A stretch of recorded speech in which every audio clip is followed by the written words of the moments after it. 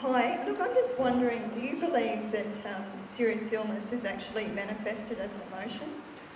Other way around. Emotions that are denied manifest serious illnesses.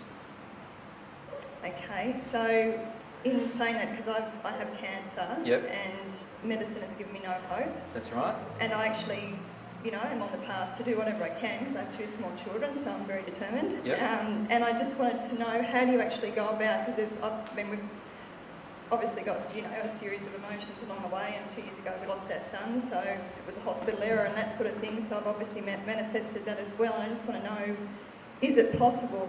I guess I'm looking for... It's possible to cure your cancer by dealing with your emotions. The big issue with cancer is that there is already a lot of emotional suppression to create the cancer. Mm-hmm. So do you mind me asking where the cancer is? No, cervix. Cervix? And it's, spread. Okay. The issue that you're facing is that you have some very, very deep anger and grief with sexuality and with sex itself. And that's what's affecting cancer in that region for you. If I can go through what cancer is, so, I'll write it so you can see it at the back.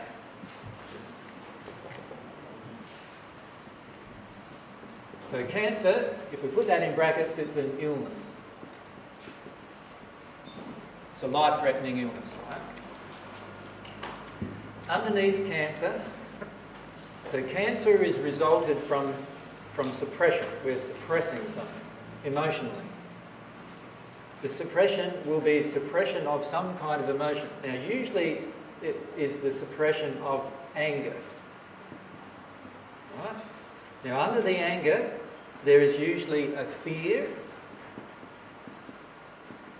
And under the fear, there is usually the real emotion, which is usually going to be a grief-based emotion, and usually with cancers there is also related emotions of shame, self-shame, so feeling bad about yourself. Now, where you get the cancer depends upon what emotion is being suppressed. So for example, if I've got cancer in a breast, then it would depend on whether it started in the left breast or the right breast as to what emotion I'm suppressing. There'll be an over-nurturing thing that I'm trying to do, which is resulted about wanting to get love from that particular, if it's the left side, it'll be from the female, if the right side, it'll be from the male. If I have cancer in the lungs, it will be some deep sadness that's occurred that I've suppressed, and this is why many smokers get lung cancer, because they smoke to suppress deep sadness that they don't want to feel, and then they cover that with a lot of deep anger about what they're sad about, and then of course that creates the cancer in the lungs. For many men, there'll be a prostate cancer. Prostate cancer is very similar to cervical cancer in a woman. Prostate cancer for men is very similar in that it's to do with the opposite gender. It's to do with some deep grieving to do, that's covered then by some fear and covered by some anger about the opposite gender and about sex with the opposite gender. In each case, usually all of these things are based around the underlying grief is related to usually childhood events. So there'll be things that have happened in your childhood related to sexuality that you yet have grieved, that you need to allow yourself to grieve, but because they are powerful events, you've got some fear about grieving them, and you're worried about that, and so then that's created the anger, and then because you don't allow the anger to be there, you've suppressed the anger, and that then creates the body pain. Does that make sense as to how it's created? Mm-hmm. So, the way to work through it is firstly to step into the anger that you feel about sex and sexuality and the opposite sex, then ask yourself questions about what you're afraid of, and then eventually you'll get down, and you can do this quite rapidly, get down into the grief that you feel of some events, and I think you're aware of some of the events that happened in your childhood that may have caused you to have this feeling regarding sexuality that you have. Now, there's nothing that's triggering your mind? No, not significantly, no. How does your mother feel about men? Well, she loves them as far as I know. What does she do? Job-wise or No, for men. for men. You say your mum loves men. Well, she's married to my dad, and as far as I know, they've been very happily married for Yeah. a very long time. And who is the primary carer in the relationship, do you feel? Probably dad. Okay, so what emotion does your mum have towards your dad? Um, Does dad do everything mum wants? yeah, control, so he's control. So mum is the controlling person in the relationship. Yes. Can you see that? Mhm. So you would have grown up in this family environment where your mother is the controlling person in the relationship. Can you see why she would want to control a man? So she doesn't want to be open and vulnerable and have an equal relationship with a man. She tells herself she does, but she doesn't. Right. She wants to have the controlling relationship. So she has some emotions of being special, you know, and the man makes her feel special and wanted and all those kind of emotions. Mhm. Right? So there must be an emotion inside of your mother of some deep anger towards men to cause her to want to control men to get exactly what she wants. Now, can you see anything related to your relationship with men in there? Well, I guess I can be a bit of a control freak, but you know, Okay. to be honest. Okay, so there's feelings you want from men, and you feel men should give you those feelings, and that's the anger level that you're experiencing. There's a lot of anger in that, aren't you, that you're unaware of, that you've suppressed, because your mother has suppressed it in herself. Does that make sense? Mhm. And how did your father treat you? Did he treated you like sort of like a princess? Yes. Yep. And so that's caused you to feel what about men? That men should Treat me like treat you like a princess. Exactly. And you feel totally justified with that emotion at the moment. But it's not an actually loving emotion. Mhm. So the key is to start experimenting a little with this emotion and start working through how forceful you feel about that inside of yourself and why that's the case. Because this is the cause of the cancer. There's grief surrounding that issue, surrounding your mum as well in a connection.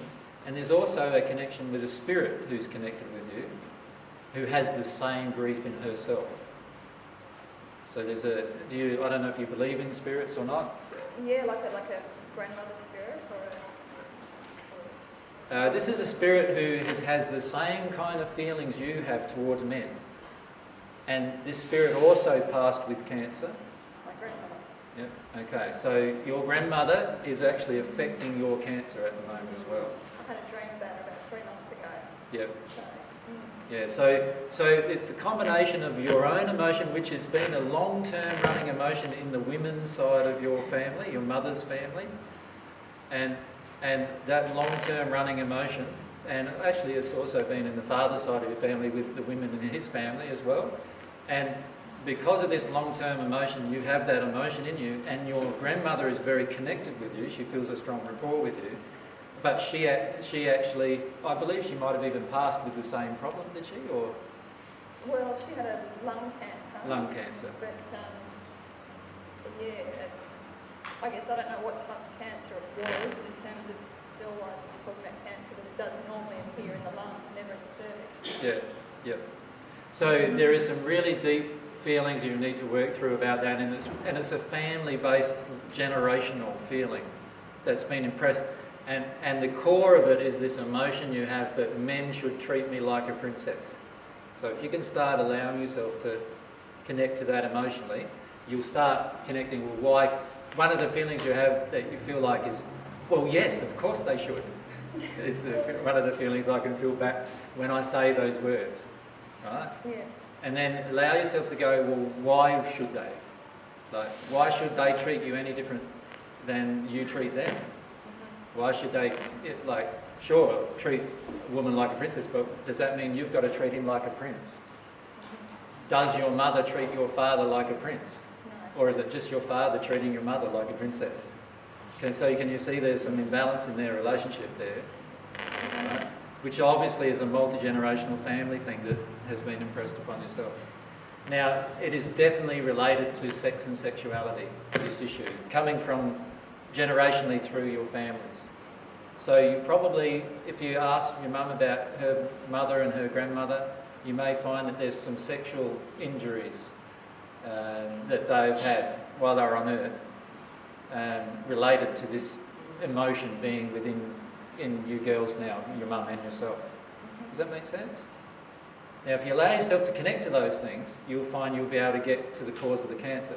The problem with cancer illnesses is that we don't like looking at ourselves very much because we think, well, you know, what I've found is that many people with cancers that I've been talking to don't want to get into the emotion of how dominating and domineering they can be. Does that make sense? Mm-hmm. And that's something inside of yourself to just be aware of. Is if you can allow yourself to feel that controlling part of you, because it's that controlling part of you which is driven by some of these emotions and a core emotion towards men, that controlling part of you is actually generating your cancer as well. And it's about releasing that, and that will help you work through the issue. Okay. Is that? Thank you. I can't really say too much more without having a private. Yeah, sure. So, Thank you very yep. much. And Linda, thanks. Lisa, sorry. Hi, it's just about this girl that was just talking. Yeah. Why is the disease showing up in her and not her mother when the emotion's coming from her mum? Because quite often the children are dying, but the parents are living the life. Usually it's because the child is more sensitive emotionally than the parent. There is also things to do with the child's personality that are involved with it as well. And then there is also the combination of emotions coming from both lineages being impressed, and then there's also the added issue of spirit attachment. So the truth probably is that the grandmother is not that attached to the mother, but more attached to the granddaughter. That's one issue. So what I'm basically saying is the reason why it happens in one generation and not another is that there are so many variety of factors that actually make it different for the child and for the parent. Now, in your family's case, there is, on both lineages, this injury exists. The reason why your father, for example, is placating the woman all the time and treating the woman like a princess to often his own detriment is because he was taught to do that by his own parents and what happened in their relationship. Does that make sense? So it's sort of like, if you could think of it down, there's the mother side of the family coming down towards you, and then there's the father side of the family coming down towards you, and both of them had the same emotions, so now those emotions are going to sort of like double up in you. Does that make sense? Because they're unhealed. So there's a lot of variety of factors which will occur, which will create the problem in the child when the mother or the father may not necessarily have had it. I've seen many cases where the child dies of cancer, and then later on, 20 years later, the parents finish up dying of the same form of cancer. And the reason why that happens is because the child has died because there's this concentration of emotions from both the male and female lineages in the child, but the emotions still existed to a lesser extent in the parents. And so that's happened in times as well where we find that occurring. And this is also why most cancers have a higher occurrence in certain family lines, because it's actually the emotions in those family lines that generate the disease. Does that make sense?